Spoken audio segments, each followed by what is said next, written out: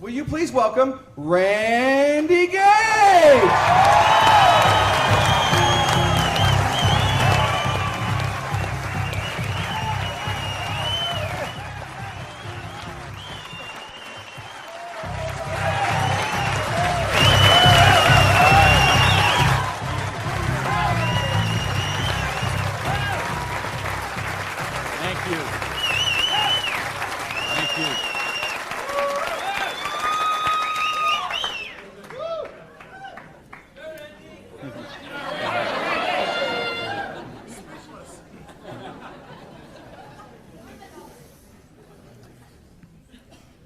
So what do you do when your dream dies? Do you sit down and cry? Do you give it up and let it die? Or do you give it one more try? Let me tell you the way it worked for me. I came to work one morning about 11 o'clock. There were two people sitting in a car waiting for me, and I got there. And see what had happened, let me tell you the preview to this. I had a restaurant, bought it with a partner of mine. We kind of bootstrapped the thing. Didn't really have enough money to start it like we should have. We tried to grow it as best we could, but we didn't pay the taxes, and we struggled by and borrowed from this account to that account and this account to that account. And eventually I bought him out, and I sent a letter to the IRS, who's the tax agency there in the States, and said, I'm the new owner here. We've had some problem with taxes. I want to make this right. Let's work out a payment plan. And I never heard anything for 3 months. So I sent a check in there. Here's a deposit, $1,000, good faith. Didn't hear anything for 3 months, so I sent another check, another letter. Never heard a thing for a couple of months until that morning. They're waiting on the car. You Mr. Gage? Yes. I'm Agent so-and-so. This is Agent so-and-so. We're here from the Internal Revenue Service. We have your letters here. We have your files here. And we notice you have $15,000 in back taxes. So we need that money. There's a 100% penalty because they were not filed. So that's $30,000. And then there's the late fees and the interest payment and the this and the that. And we need $37,000 today, or we're going to seize your restaurant. So I was like, I must have left my checkbook at home, right? And so I called my lawyer, I called my accountant, they all said the same thing. There's nothing you can do, Randy. You got to work something out with these people. And I remember hiring a consultant who used to be an IRS agent, and she negotiated with him. She called me one day and she said, Randy, we're at the end of the road. The way they keep compliance is they have to set some examples sometimes, and you had a busy delivery business and they saw those cars going all the time with the signs on them, and they need to make examples, and they just want to make you an example. And so they auctioned off the place on the courthouse steps, $500,000 a year operation. They auctioned it off for $11,000. And I couldn't beg, borrow, or steal $11,000 to get it out of hock, so that was the end of my dream. And I remember driving along in the car that day, not even my car because I didn't have a car anymore. I remember driving along in my friend's car and crying in the car, thinking, I have to call my mother and tell her this. I have to tell my friends this. I mean, I was so ashamed. I was so humiliated. I didn't know what I could do. How was I going to tell people that I had lost my business? And between the $37,000 I owed those guys and then the money I owed for the vendors, whatever money I had left that day, I took and paid off the employees and said, this is the last check you're going to get, so, do what you can with it.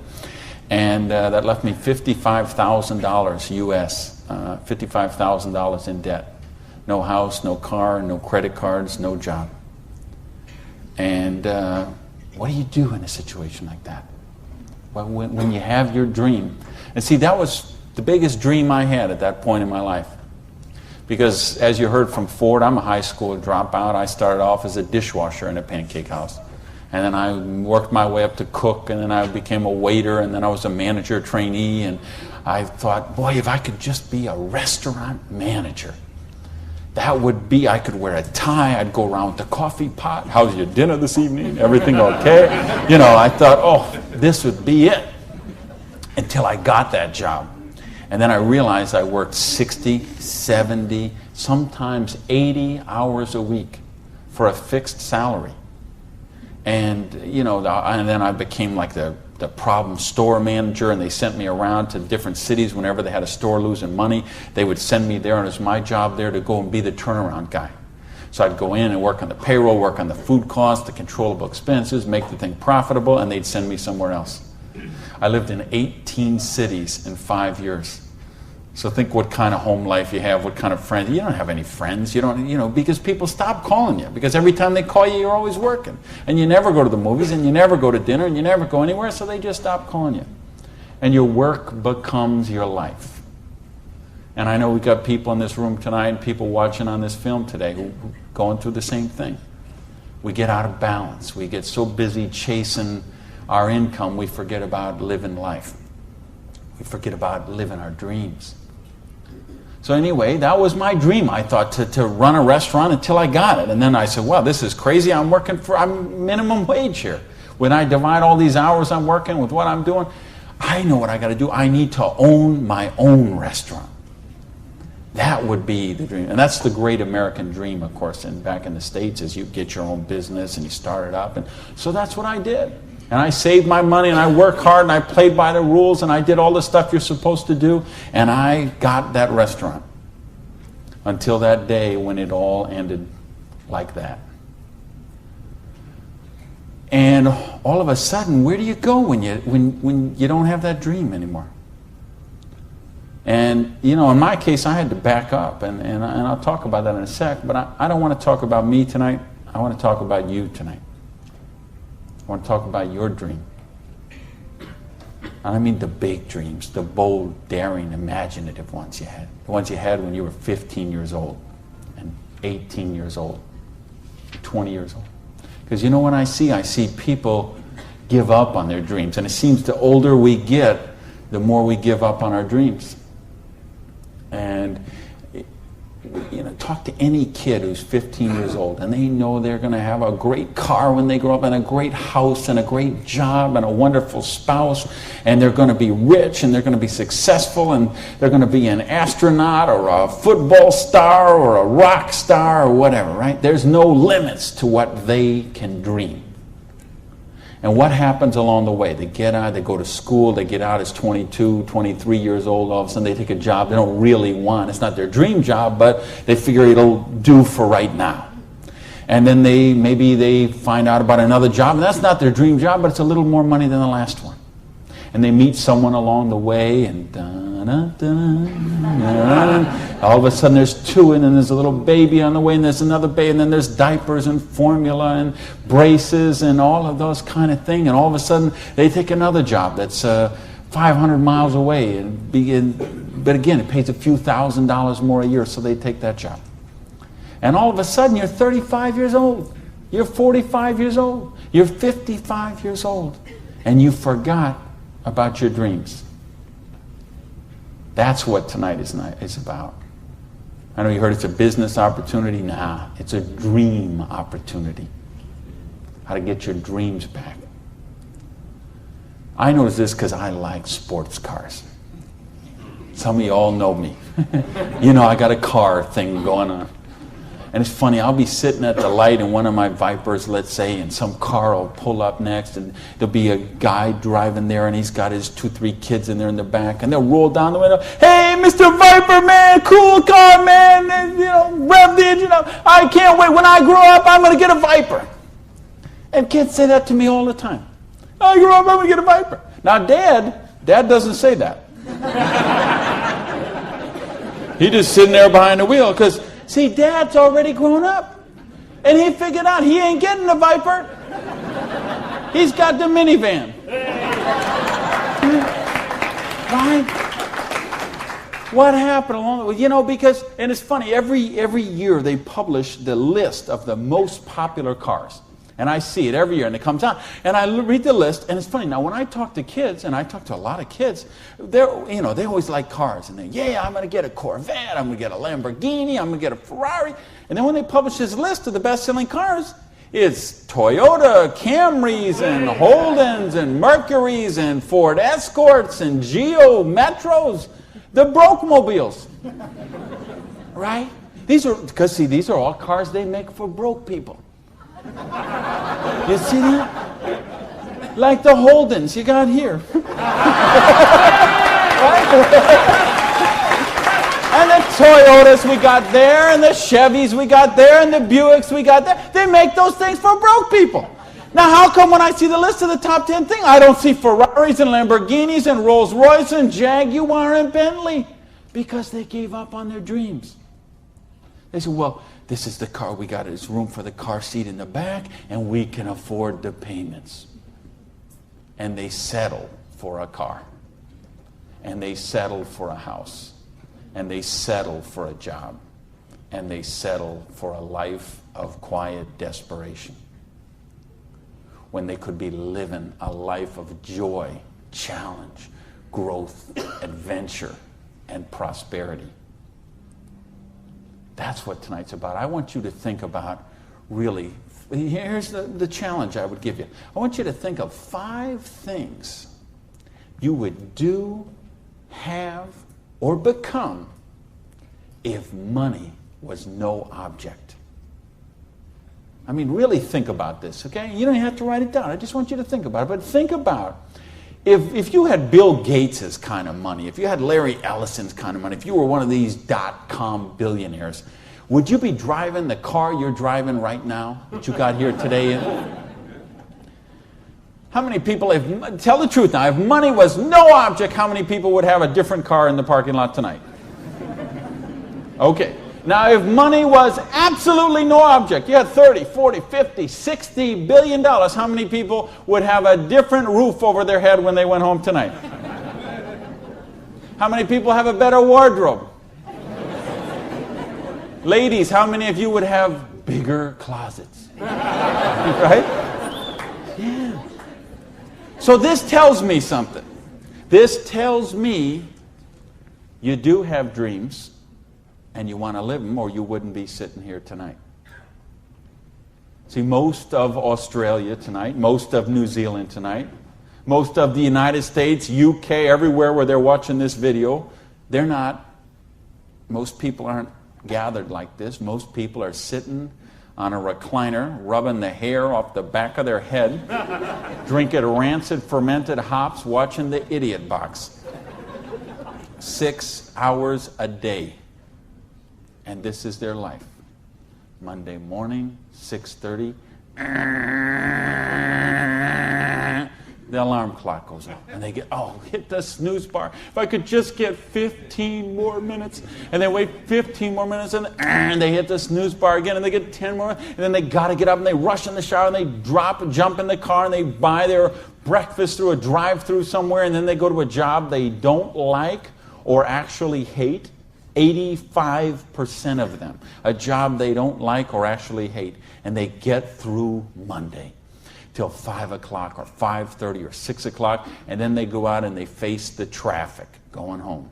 They probably get drive-through dinner somewhere, dinner in a bucket to take home to the kids, get in front of the Idiot Box and sit there in a coma till they fall asleep, or they crawl into bed until Tuesday morning, 6:30, it starts all over again.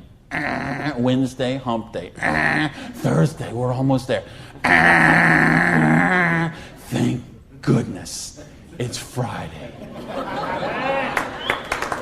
Because you know what Friday means, right? Because Friday means somewhere near the end of the day, the boss is going to say, hey, here, boy. You're going to get out that little paycheck, and they're going to get that paycheck, and for one brief moment in time, it's going to feel like it's theirs. But we know it isn't theirs, is it? because they got all those little window envelopes from the credit card company just waiting for them. And that money is spent long before it ever got there. But for this one brief moment in time, it feels like theirs. So I don't know what they do here in Sydney, but I know what they do in the States. They go out to Pizza Hut. All right? So it's off to Pizza Hut for a deep dish, meat lovers, extra cheese, extra meat, but, Diet Pepsi because I'm trying to hold my weight, And off to the Pizza Hut, and then it's off to the neighborhood video store where they rent 3, 4, 5, 6, 8, even 10 videos to get them through the weekend. And they will spend their entire weekend sitting on that same recliner, rubbing that same hair off the back of that same head, drinking the same rancid fermented hops in a coma all weekend long, video after video after video, so they don't have to think about their life of quiet desperation until Monday morning, 6:30, when it starts all over again. This is life for a lot of people. This is life for millions of people. They're missing out on the real life. They're missing out on the real joy. And I don't want that for you. I didn't come 12,000 miles here to tell you what you want to hear. I came to tell you what I think you need to hear. We got a business here that offers you a chance with unlimited income potential. It's a business to help you be successful while you're helping other people reach success. You choose the hours you work. You pick the people you get to work with. I mean, do you know what a joy that is? Just to be able to pick the people instead of those slobs you're working with. Right? I mean, the tax advantages are extraordinary. The travel opportunity, if you're like me and you love to travel the world, the travel opportunities in this business are simply amazing. Okay? So what's it take to do the business? Well, it doesn't take a lot of money. This is a very low startup cost business. It doesn't take a lot of time. This is a business you can start in 7 to 10 hours a week. And what I'm going to share with you tonight is a 2 to 4 year plan. So you say, is this a get-rich-quick scheme? Yes, as a matter of fact, it is. Okay? Because anything that can get you rich in 2 to 4 years is a get-rich-quick scheme as far as I'm concerned. Because what are most people doing? They're doing the 45-year plan, which is they get a job around 20 years old. They work for 45 years at that dead-end job they don't like or actually hate and retire around 65 years old and try to live their golden years on half of what they couldn't get by on when they worked. Do you get that? Your retirement's about half of what, and I've been in all the country I've been in. I can't tell you how many different countries, and I've been in socialistic countries and free enterprise countries and everything in between, and I can tell you the retirement security, it's the same in all those places. Your golden years, if you're counting on the government to take care of you, if you're counting on pensions to take care of you, you're looking at living your golden years on 50% of what you can't get by on right now. So if your idea of your golden years is walking your poodle around the block, good luck to you. But if you think you're going to travel the world and go see your grandkids and live a wonderful life of leisure, you better take a very good look at what we've got to show you tonight. Because you've got to control your own destiny. You've got to control your own income. You've got to control your own retirement security. And that's one of the biggest benefits of this business. So it's a 2 to 4 year plan, takes 7 to 10 hours a week. It doesn't take a lot of money. So what does it take? It takes the dream. Because if you don't have the dream, you'll never find the 7 to 10 hours a week. I can guarantee you that. You're busy. We're all busy. You're working, you're picking up the dry cleaning, you're making dinner, you're taking the kids to football practice, you're paying the bills, you got to sleep, you got to eat, all this. You're using 24 hours of every day already. So what's got to give? You've got to find a dream, something that will take you to this frame of mind where you will change the way you live, you will change the daily actions you take, and you will change your mindset for a 2 to 4 year period. So that alarm clock will go off at 6:30 in the morning. You'll get up, you'll have your breakfast, you go to work, you'll work 8 or 9 hours at your job, you'll get out of the job, you'll run somewhere, grab a bite to eat, and go somewhere and work for another 3 hours in the evening. When you could be home watching TV, when you could be with your kids, when you could be with your family, when you could be watching a football game or something else. But you will make a sacrifice. You will say, I will find the 7 to 10 hours a week for 2 to 4 years to build my freedom, to build my security, to build my independence. And don't tell me, ladies, well, I can't do that because of my kids. Let me tell you what I say to that. Don't use your kids as an excuse not to do the business. Use your kids as the reason to do the business. So you can raise your own kids instead of paying someone else to raise them for you. You know, I mean, people drop the kids off at a daycare center at 7:30 in the morning and pick them up at 5 o'clock at night. Those poor kids couldn't pick their mother out of a police lineup.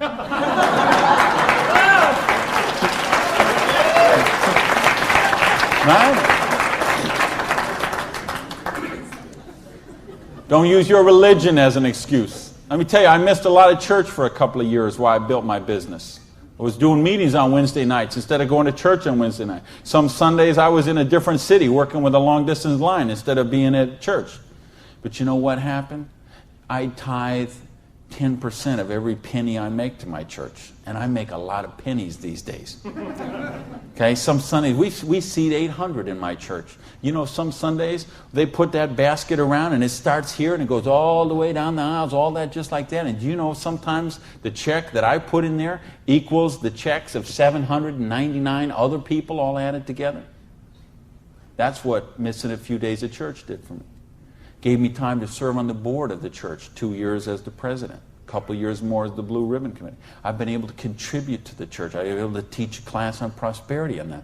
See, I couldn't do that when I was broke. Do you really get that? You can't do these kind of things when you're broke. You can't help your kids when you're broke. When you're so busy trying to pay the bills, you're so busy trying to cover the mortgage, you're so busy trying to pay the rent, you can't live life. And that's not the way life is meant to be lived. I came here because I want you to have an amazing life like I have. And believe me, I have an amazing life. I live in my dream home. I live on the ocean, okay? I go to bed every night. I hear those waves crashing on the shore. I wake up, I go down, and I got a beautiful car to get into. I have beautiful people in my life. I have wonderful health. Everything is, I make more money every year than I did the year before. I am living a dream that is just wonderful. But I made some sacrifices along the way. And that's what I'm saying to you. Make some sacrifices. Take 2 to 4 years. Make a commitment. When you walk out of here tonight, make that commitment. Not to your spouse, not to your sponsor, not to me, not to yourself. Make a commitment to yourself that you're worthy, that you're worth it, that you will think back. And that's what I want you to really do, is say, okay, what were your dreams when you were 15? What is the house you would live in if money is no object? Do you have a picture of it somewhere that you carry around to fuel you? What is the dream car you want to be driving? Is it a red Lamborghini Diablo? Ferrari Testarossa? Bentley? Viper? What is it? Do you have a picture of it in your wallet? You got a picture of it in your planner? You have a dream board with it up somewhere? You got it up on the mirror in the bathroom? You got it up on the refrigerator in the kitchen? How much time you want to spend with the loved ones in your life? How much money you want to give to charity? I had lunch. Funny, I just got invited to be on the board of directors for the Florida Philharmonic. I'm so honored they asked that, and I'm proud to be a supporter of them. I'm so proud to be a supporter of the opera and the Young Artist Program and all kind of charities. Fascinating thing, though. I had lunch with the guy who invited me to be on the board. He gave $1 million to the Philharmonic this year.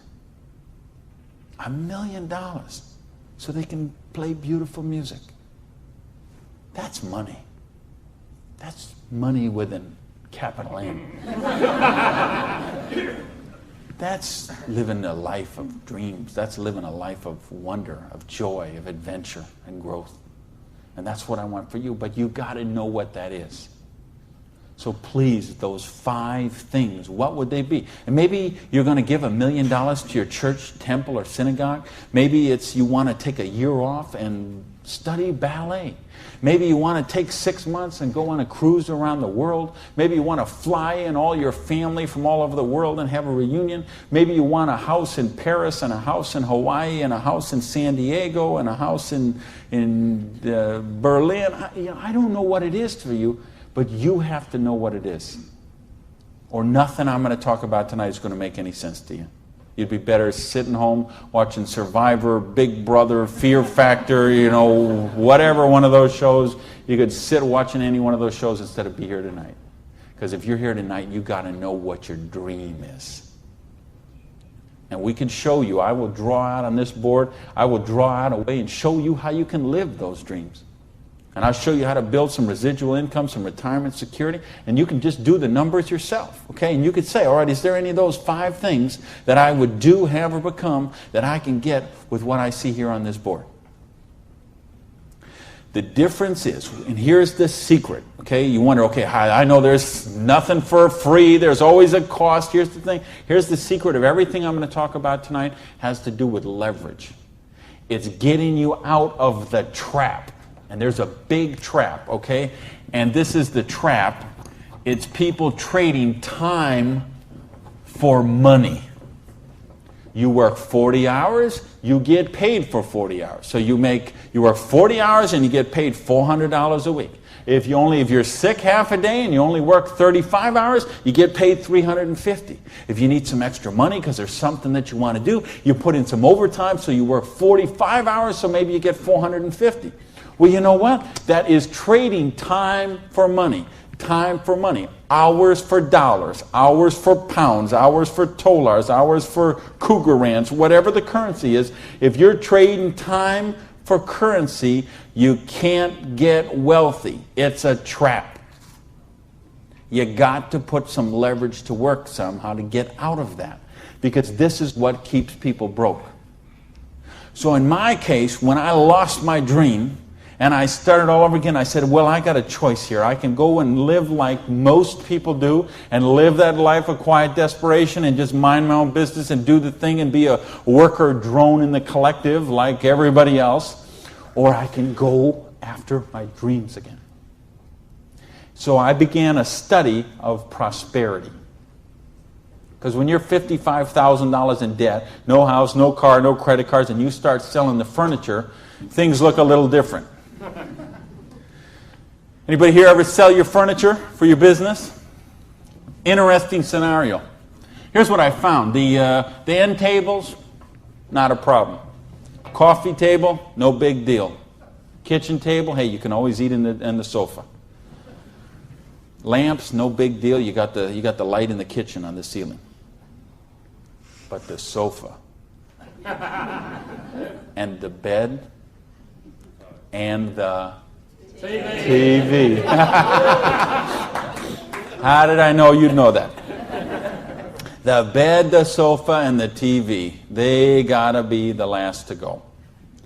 Because see, I don't know if you got it here, but what we have in the States, we have infomercials on all night long. So once midnight hits, these infomercials start, and they're all about how to make money. So what do you do when you're $55,000 in debt and you're sleeping, with no furniture and whatever? You sit up all night and you watch infomercials. And then you sleep all day and you're so depressed and you get up and you read the one ads and you think you don't have bus fare to go to the job interview and you think how miserable your life is and you eat macaroni and cheese 3 times a day, which is what I did for weeks and weeks and weeks.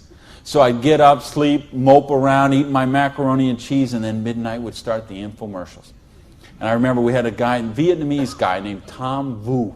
I don't know if you ever saw that here, this infomercial. He had one of those courses on how to buy real estate, no money down. So one night, it's 3 a.m., I'm sitting on the sofa. Tom Vu comes on. He says, "You, sitting on the sofa! You, it's 3 a.m. Now I know he's really worried because it's 3 a.m. I'm sitting on the sofa. He said, "You sitting on the sofa at 3 a.m. Your wife's asleep. Your baby's asleep. You are a loser." Nobody cares about you. You a loser. If you don't buy my program, you deserve to be broke.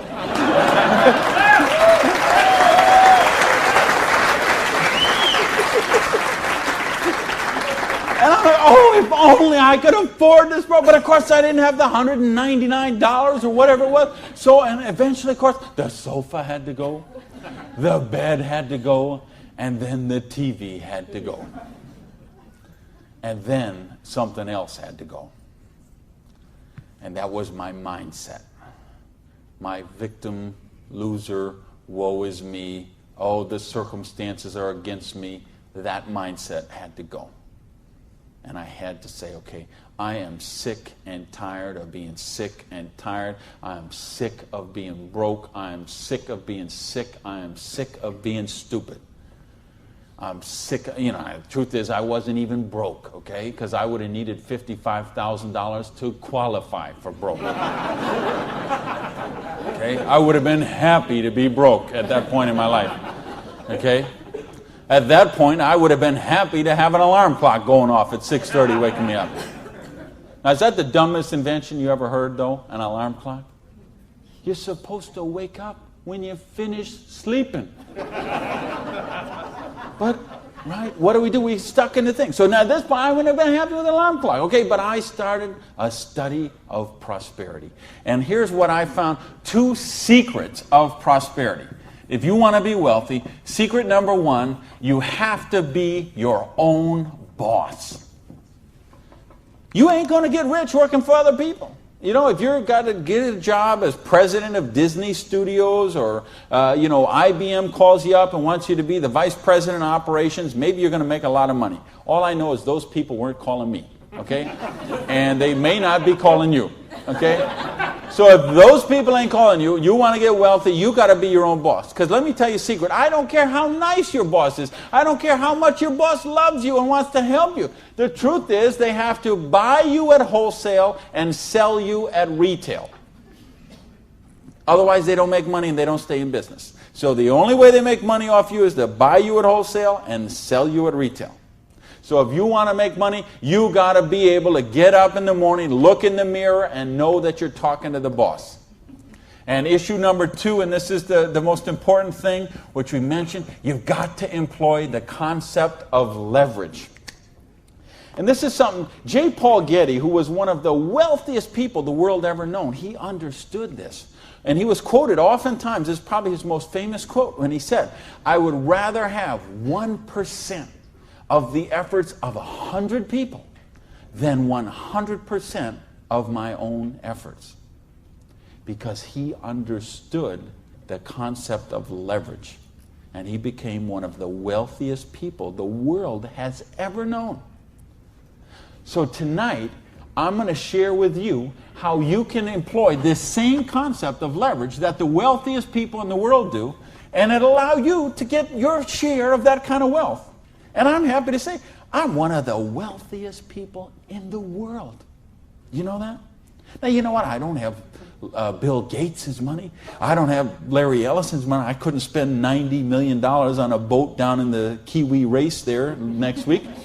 But you know what? I'm one. If there's 6 billion people, whatever there is on this planet, I'm wealthier than 5,990, 99.8% of them.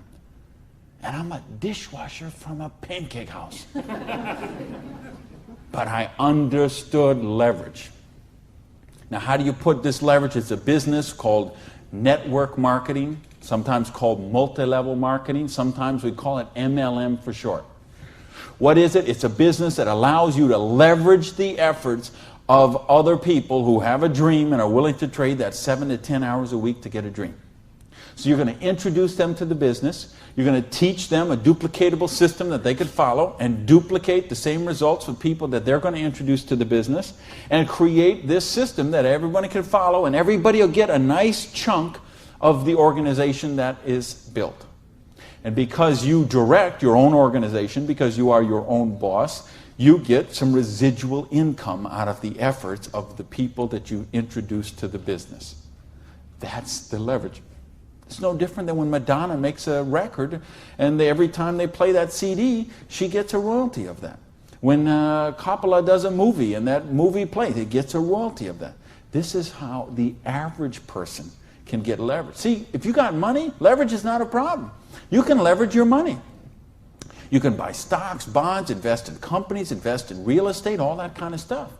I couldn't do that.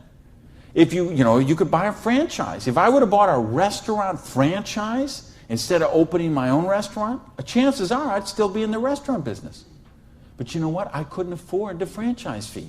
I didn't have that kind of money. Ask someone about the stock market, they'll tell you, unless you got $25,000 you can afford to lose, don't even get in the stock market. Well, I didn't have $25,000 I could afford to lose. I didn't have $25 I could afford to lose. So I didn't have the money to leverage. And if you got a couple $100,000, couple million you can leverage, hey, maybe you don't even need to be here tonight. But I'm speaking to the rest of you who don't have that kind of money. And the rest of you who used to have that kind of money till the stock market tanked, and now your retirement fund is 40% of what it was 2 years ago. Okay, let's talk about how you build your security. Well, so what is network marketing? It's just a new paradigm in distribution. Been around for over 50 years now. And it is, why I say it's a new paradigm in distribution is because it's changing the way we get products and services to the consumer. And with things that have happened recently, like the internet, overnight shipping, satellite, telephone, fax technology, all of this stuff is driving network marketing to be a bigger force today than it has ever been. So it's been growing consistently for more than 50 years. There are somewhere between 14 to 16 million people in the network marketing direct selling industry. And it will do somewhere between 70 and 80 billion dollars US this year. So this is a very credible business. And if you've been reading the financial papers the last few years, you've seen it mentioned in the Wall Street Journal, had front page cover stories on Success Magazine, Forbes Magazine. The mainstream press is really starting to pick up on this. Now, why is that happening? Is because it's the future. It's what has to be, because what has happened in the past doesn't work anymore. In other words, here's how it used to work in distribution. We'd have a manufacturer. They would make a product. They would sell it to a wholesaler who would buy it, resell it to a rack jobber who would buy it, resell it to a retail chain. They would buy it, send it to a warehouse somewhere, sits in a dusty warehouse for 6 weeks, and then it gets transferred by truck, maybe it goes to the store, and then you come in the store and you buy this product. Well, they had to make money, they did. You have all these parasites who were taking money out of your product. I say, why am I calling all those people parasites? Well, it's not that they're not nice people, it's just that made sense 100 years ago. It doesn't make sense today. Because today, we can have a network marketing company manufacture a product and send it direct to a distributor who in many cases is the end consumer, and in other cases is just conversationally marketing the products with their friends, neighbors, and relatives, and we eliminate all these other people in the middle. So look at the difference. This made sense 100 years ago. Something came by boat over here. Maybe it went from California, it went on a ship, came to the East Coast here, and then it was transported across Australia over to the outback. It was the same thing with us. We used to get stuff from England, and it would land in Boston or New York, and then it would go by stagecoach across the country, and then it went by train, and then it went by truck, and this is the only way it worked. This is all we knew. Then we got fax machines, we got the internet, we got Federal Express, UPS, overnight delivery, we got 800 telephone numbers, we got fax machines. All of a sudden, this doesn't work anymore. It's a broken model. Why do you think so many businesses have been in bankruptcy in the last 5 years? And I mean big name, 100, 200-year-old companies, retailing giants like Macy and Stalwart said that, we would think have been around forever. They went into bankruptcy court. Why? Because they have a broken distribution model. This is the model of today. This is the model of the future. And with what we're doing now with internet and 800 numbers and ordering, this is going to get just bigger and bigger and bigger. So what this does is this allows you an opportunity to participate on a new paradigm in distribution. I want you to think when fortunes were made. They're made in revolutions. The agricultural revolution made a bunch of rich landowners.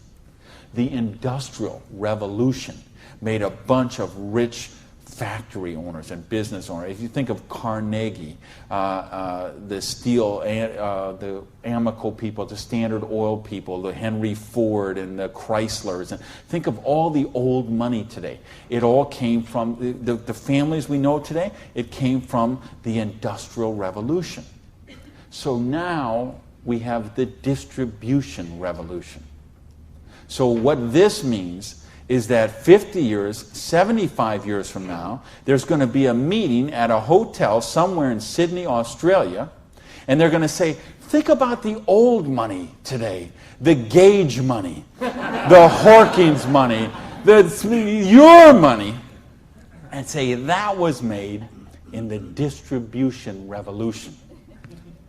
Because they saw the power of the internet, overnight shipping, fax machines, 800 number, and how to put all this together into the new paradigm of distribution. This is what we're in right now. And I believe the next 2 years is going to be the biggest years of growth in the history of the industry. And you could be a part of it. Well, your income 40 years from now is going to be precedent on what you do for the next 2 years. Now notice, we have all this money that got wasted before. Where did it go? Well, there's two places it goes. Number one, it goes to product research and development. And I'm going to talk about that in just a little bit. And the other place it goes is right here to you, the distributor. The people who actually get involved with the business. All this money that you... Because see, sometimes you could go to the store, you could buy a box of cereal for $3.50. The actual cereal, the cost of that cereal might be 40 cents, 35 cents. What is all the rest of that money? It's all this wasted layers of distribution. So see, that isn't necessary anymore. So that money gets freed up, and because you are a pioneer of the industry, because you are somebody with a vision and a dream, and you're willing to trade the 7 to 10 hours a week to get the dream, you are going to cash in about that. I want to sketch out how the business really works so you get an idea how the money takes place and how you can participate in that. I guess, is this? I think this is, I found the secret. You do it a little different here down under. All right, let's talk about how you make money in the business. You, not me, not them, you. How do you make money? Well, you got a dream. You're willing to trade 7 to 10 hours a week for 2 to 4 years to get your dream. So you sponsor in the business. Okay, you make that commitment. Your sponsor says, all right, I'm going to work with you, train with you. What we're going to do is we're going to help you identify, and I'll use this as an example, 6 people who you know who have a dream and would be willing to trade 7 to 10 hours a week to get the dream. Fair enough? Everybody follow me so far? Everybody follow me so far? All right, just making sure you're not nodding off over there. All right, now let's suppose that everybody involved in the business produces a volume this first month that you get involved in the business of $100. Now notice I didn't say $1,000 or $10,000 or $100,000. I said just $100. Why? Because I want to show you this is very simple, very duplicatable, very doable for everyone. The secret of this business is leverage. We have a lot of people doing a little bit, just 7 to 10 hours a week. So now if you and each of the 6 people you introduce into the business produce a volume of $100 the first month, you'd have $700 worth of volume in your organization, right?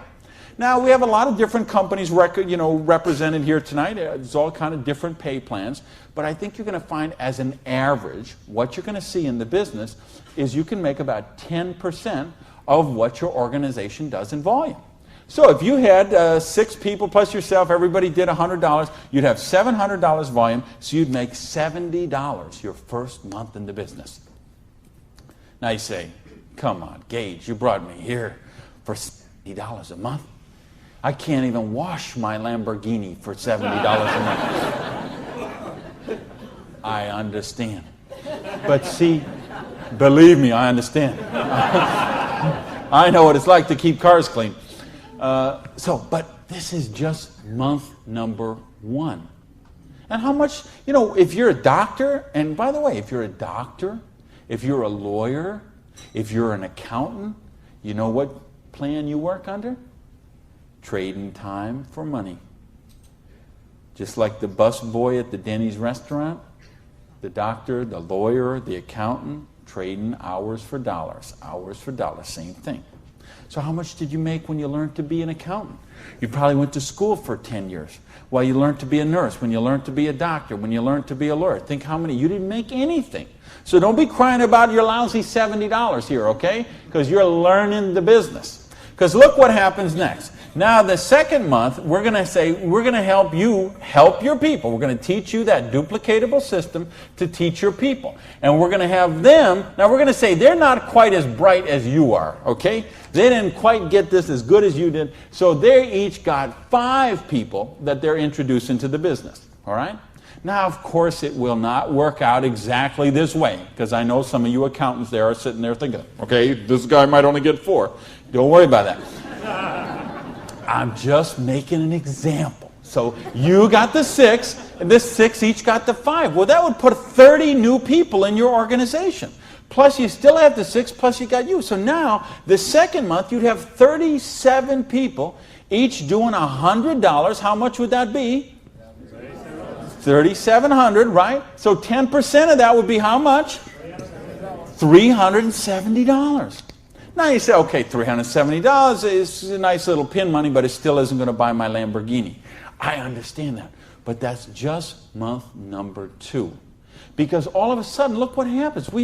There's 36 other people who are, now they're not working for you, they're working for themselves. So they're not calling in sick, they're not stealing paper clips to take home, okay, none of this stuff.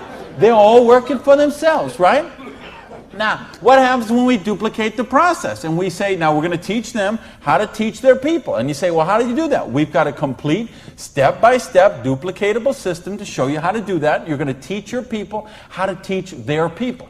So we say, what if those 5 each just got 4? Now, why I'm doing this? Because I want to be really, really conservative. If I showed you what could really happen, I'm afraid you might swallow your teeth. So I'm going to be very conservative. So now if the 30 people each just got 4 people, now we'd have 120 new people in the organization. They don't work for you, they work for themselves. 7 to 10 hours a week, they're building a dream. 120 plus the 30 plus the 6 plus you, that's 157 people. Everybody just doing not $1,000 a month, not $10,000 a month, not $100 lousy dollars a month does $15,700 income or volume, which means your income for month number 3 would be $1,570. Now all of a sudden we have a little money, we could play with something. We could do something with $1,500 a month. Do you know how many bankruptcies would be avoided with $1,500 a month? I would make a bet to say of all the personal bankruptcies, and there's been a record year for personal bankruptcies the last 6 or 7 years in a row. Every single year has broke the record from the year before. And I had someone very close to me did this just a couple of years ago. And I'm telling you, I bet 90% of them would be eliminated with $1,500 a month. In fact, 90% of them would probably be eliminated with $300 or $400 a month. Just this much, the $370 a month, would help most people that they could just start paying down their credit cards instead of paying those minimum balances every month. By the way, do you know how long it takes to pay off your credit card if you're paying the minimum balance every month? 10 years? 20 years? 30 years? 40 years. That's how long it takes. So if you're paying the minimum payment every month, get happy, because in 2042, you're all paid off. All right, now we're going to go down one more level. Now we're going to say, what if the 4 people each just work with 3 people? Now again, everybody's not going to do it this way. Some are going to do it more, some are going to do it less, but I just want you to see how it works. Now the 120 people each do 3 people. That give us 360 people, plus the 120, plus the 30, plus the 6. This comes to how many? Somebody help me. I'm a high school dropout. 500 and something. 517, is that right? Who's here? Somebody good in math? So 517 times 100 is $51,700 volume in your little business that you got no employees, no office, no overhead. You're running this from your kitchen table or your spare bedroom or your hallway or your closet. and you're doing $50,000 volume a month. Do you understand? We can leave this hotel. We can go down the street, Elizabeth Street. We can go onto Oxford Street. We can go to Liverpool, and we can find shop after shop, beauty salon after beauty salon, store after store, dry cleaner that are not doing $50,000 volume a month. And you're doing it out of a part-time business, 7 to 10 hours a week. Why? Because you're using leverage. Do you get this? Yes! Because, do you really, really get this? Yes! Because, let me tell you a secret. If you get this, you're not going to sleep very well tonight. Believe me, I have spent many a night just laying on the pillow, looking at the ceiling, and seeing 6 get to 5, get to 4, get to 3. Okay? If you understand this, now we're talking $5,170 a month. Now, you know what? I did that in 4 months. It said 1, 2, 3. What if you didn't do that in 4 months? What if it took you 6 months? What if it took you 10 months? What if it took you 2 years? I told you it's a 2 to 4 year plan. Okay? And I know what some of you are thinking. All right, but what about if this guy here drops out? We got it handled. Okay? We have a thing called dynamic compression, and so we know when someone drops out, we eliminate that volume, we move up the next qualified person, and the whole organization moves up. So we got that covered too. Okay?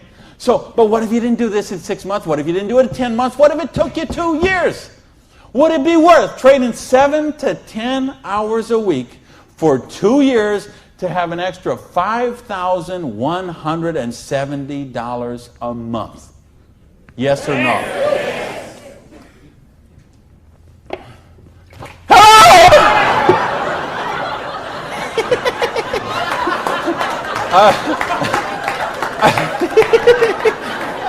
Aren't you glad you got the front row, baby?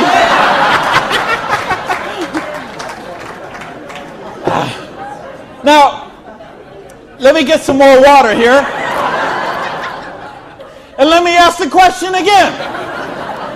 Would it be worth trading 7 to 10 hours a week for 2 to 4 years to get an extra $5,170 a month? Yeah! All right.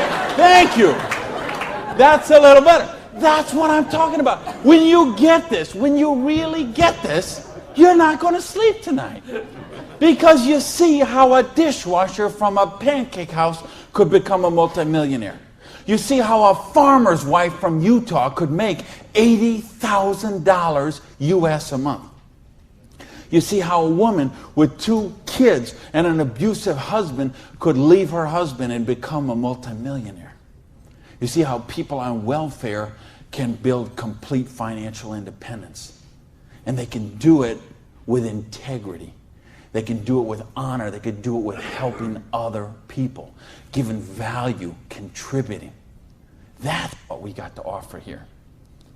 So see, now you say, okay, all that sounds good, it looks good, but what's the problem? What is the $100?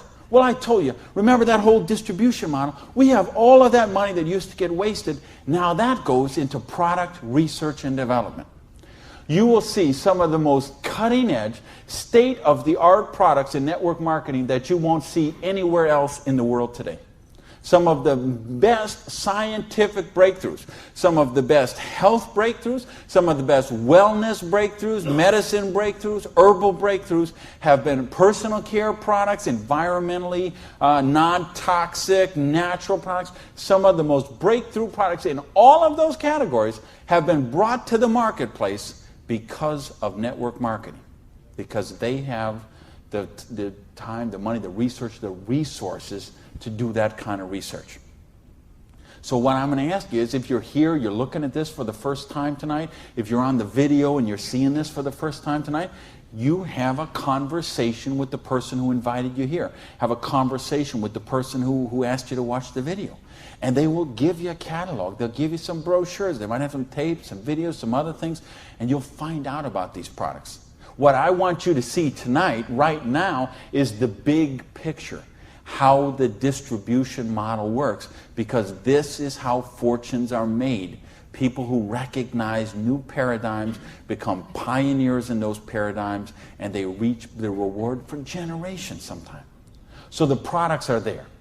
Next question is, say, what about the support? I don't know anything about this business. I've never done it before. How can I do the business? Well, that's what the system, we keep talking about a system. In other words, we've got a system where we're going to teach you how to do the business, and we're going to teach you how to do the business while you actually do the business. That's why we've got this presentation up on the internet. That's why we have this meeting in this hotel here tonight. You have a sponsorship line. So you see, a lot of people say, well, I don't want to be this guy here. I want to be this guy right at the top, because look at all these people he's got under him. Well, you know what? This guy or this gal down here, this person and this person and this person and this person, and all the way up to the company, all those people work for that person for free. Because every one of those people have a vested interest in their business. So you want to have 150 people between you and the company, because they all work for you. So they will go with you and they will do two-on-ones with you. They will go to your prospects and sit down at a coffee shop and bring a notepad and explain the business to them. They'll conduct meetings like this where you can bring your people and let them see what the business is about. They'll bring in speakers from all over the country and sometimes all over the world. So your prospects can see and meet and learn from some of the most successful people in the business. There's conference calls, there's monthly newsletters, there's regional trainings, there's company conventions, there's audios and videos and brochures and booklets and catalogs. There is just hundreds of little tiny things that are all designed for one particular goal in mind: to make you successful. See, you are in business for yourself, but you're not in business by yourself, because you have that whole support network of people to help you build the business. So, and that don't happen when you open up your own, and you know this, most of you in this room, you know, if you've ever been in the restaurant business like I have, you know what I'm talking about. If you own a beauty salon, you know if you own a little store or a shop, you know you don't own the business owns you. And you know if you work for someone else, you're never going to get wealthy that way.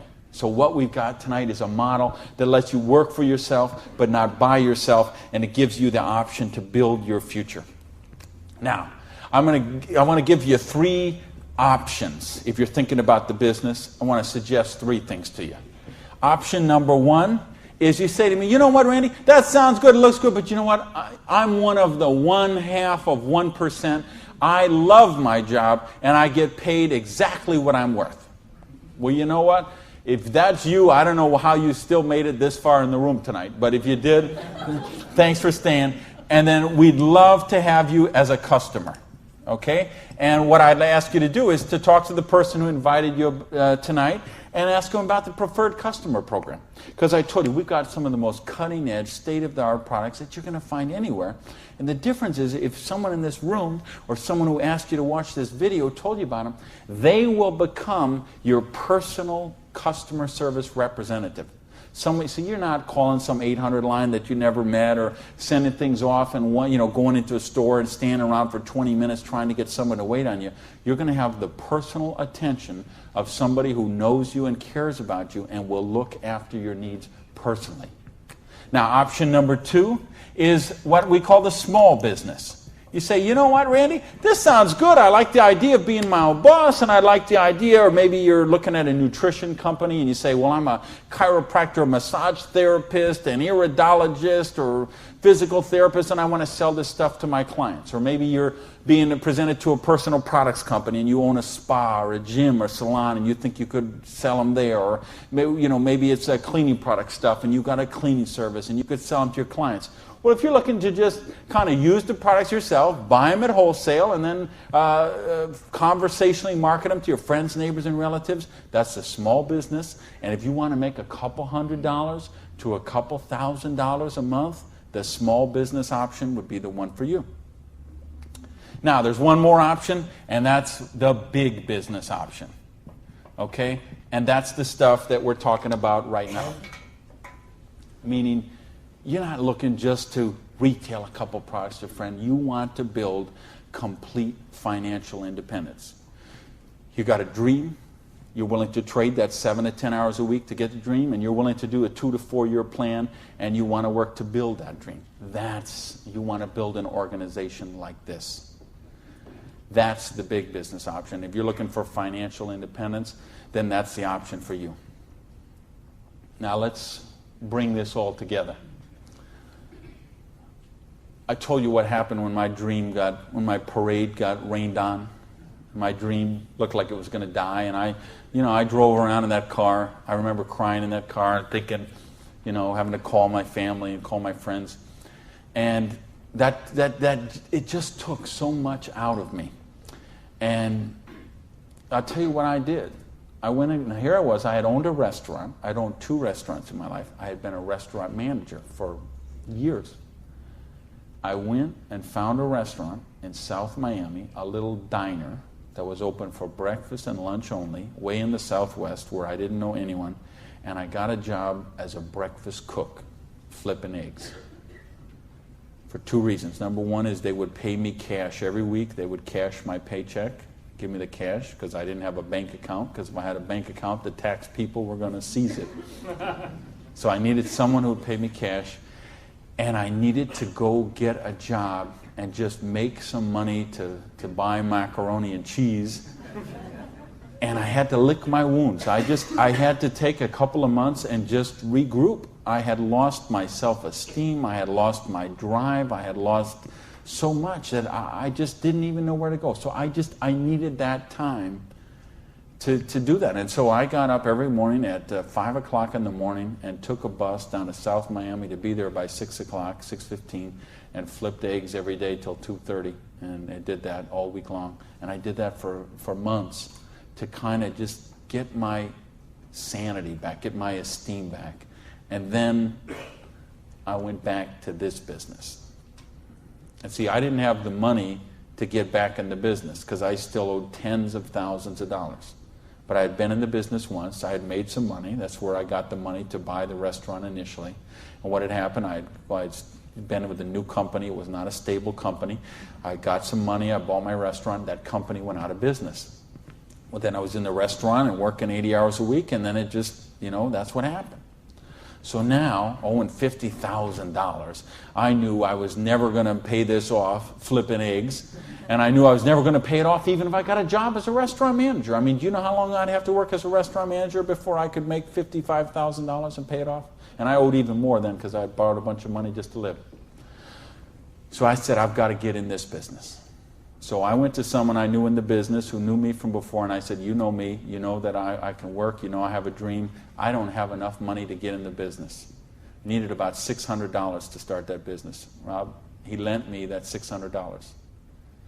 And you know what? Best decision he ever made. So I went out, and I didn't do this business 7 to 10 hours a week. I did this business 7 to 10 hours a day. I sponsored 9 people the first month of the business, okay? I didn't do 6. For those of you who say, well, it doesn't work this way, you're right, it didn't. I sponsored 9, okay? And at the end of the month, I had 60 people in the business, month number 1. Month number 2, I sponsored 2 more people, so that's a total of 11. I had about 130 people in my organization at the end of month number 2. Month number 3, I didn't sponsor anybody.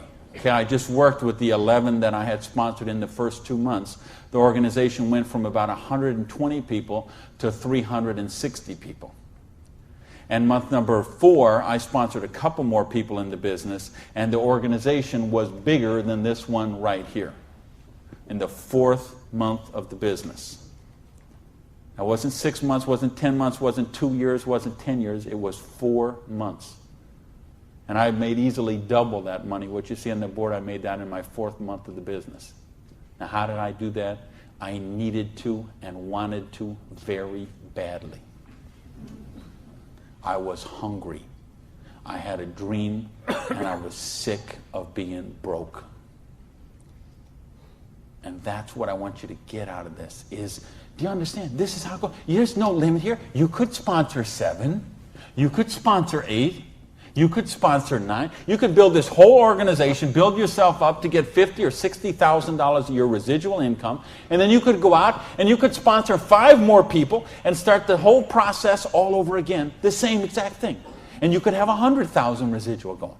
And you could start with 5 more and you could have 150,000 residual going. And if you put 5 people a year in, and it's very simple, put 5 serious people in the first year, put 5 serious people in the second year, put 5 serious people in the third year, and you will be making a fortune. Put 5 serious people in the fourth year, you'll have a business worth at least $1 million, I project. Put 5 more the next year, and you're going to have a business worth a couple $1 million in 5 years. Why? Because we got residual income here. You're building leverage. You're getting this going. And that's what I want you to get. You know, and now I've been able to help people all over the world. I told you guys, the platinum people, I talked in the reception about the 3 kids from Norway who came to a program I did in 1998. And they're all multimillionaires now, all 3 of them. Number 1, number 2, number 3 payout in their company. I think of you guys right here in the front row and what you've done the last couple of years. And you know the people I had in London, those people there, what they're doing there. I've got people all over the world. Just, they got a dream. They're willing to trade it. We give them a system to follow, and they're living their dreams. I think of a lady named Mary in Colorado. Lady I mentioned earlier. 2 kids. She's sleeping in her friend's basement because she's on welfare. Divorced, no husband anymore, no one to help pay for her kids. So she was on welfare. And along the way, she got attracted to the business. Along the way, I was able to touch her and touch her life, show her some things, how to follow a duplicatable system. She built an organization making $30,000 US a month. Now, you know, the $30,000 US a month, I'm okay with that because you can get by on that. Okay. I couldn't get by on that, but I know a lot of people could get by on that. But you know what? It's not the $30,000 that gets me so excited about what Mary did. It's what Mary did. It's the example she does for her 2 kids. Okay? It isn't just the money. It's what, I mean, do you know what that means to those kids to see this woman who was on welfare and just desolate and nowhere to turn, and you meet her today and she is so well dressed and positive in her esteem and she's so confident and she is modeling this behavior and setting such an example for her kids. This is how you raise good kids. Is you show them how to be successful yourself. You don't tell them grow up and get an education, grow up and be successful, grow up and make money. You model the behavior for them. Jan Rue, who a lot of you know, I've done programs with Jan. Here's a lady, same thing, abusive husband, divorced, 3 kids I think, became the number 1 payout in her company. Why? Because she had a dream. And she was willing to trade that 7 to 10 hours a week to get a dream. And we've got the model here where you can do that. There is no limit to what you can do. But I don't want to talk about my story anymore. I don't want to talk about Jan's story. I don't want to talk about Mary's story. I don't want to talk about Orion's story. I want to talk about your story. I don't want to talk about my dreams, Jan's dreams. I want to talk about your dreams. You know, go back to where we said earlier. Did this kind of thing, if you did this in 6 months, a year, 2 years, is there something on your list of 5 things you do have or become you could do with the down payment, with what we're talking about there? And if not, how big is your dream? How are you willing to pay the price? Are you willing to live your dreams? Because if you are, we've got the business that will allow you to do that. So I got a couple questions for you, and then I'm out of here. I'm looking for 1-word answers. Question number 1. Do you believe you're really worthy of success? Yes! Question number 2. Are you really willing to live your dreams? Yes! Yeah, baby! And question number 3, the last question, and I'm looking for a 1-word answer once again, and you better blow the roof off this joint because that's it, and I'm out of here. Because all of this, all of these numbers, all these things, it all goes back to this one circle. These are not circles. Every one of these represents a person, and this circle right here represents you. And this thing only works if you believe in you. If you believe you are worthy, if you believe you have a dream, if you're worth that dream, if you're willing to trade the 7 to 10 hours a week to live that dream, if you're willing to not let your dream die. You're not willing to sit down and cry, even if you have to sit down. I had to sit down and cry. But you're not willing to give up and let it die. You promise yourself, you make yourself, you commit yourself to give it one more try. So the last question I'm asking you is based on everything we've talked about tonight, everything you know about this business now, everything you know about the person who invited you, everything you know about you and what you are and what your dreams are. I need to know, are you willing to give it one more try? Yeah! Thank you. Good night, everybody.